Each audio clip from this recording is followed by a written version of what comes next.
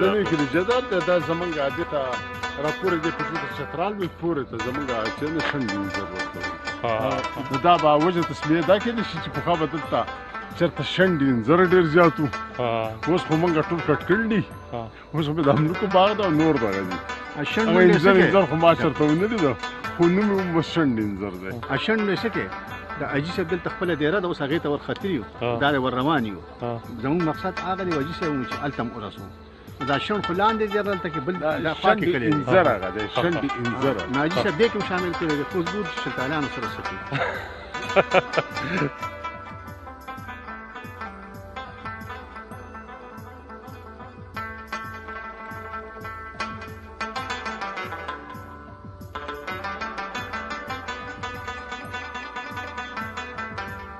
حاجي صاحب د چینې باره کې څه وایه تاسو دا داسې دایمي چینه ده چې ډېره هم کله کله خوش اقتصادي راغله چې ټولې چینې وچې شوي دي او د دې اوبه کله هم نه وچېږي او د دې اوبه خوږې هم دي یخې هم دي او د هر موسم سره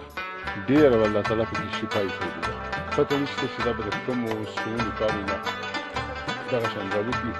بهیږي به که دې به څومره نسلونه د هندوانو د خدمت هغو راغلي وو هغو به څښلي دي البته اوس قدرت د زمانې د ګردش اوس موږ ته پاتې ده چې اوس خلک د دې ټول علاقې خلک د دې ژوند کوي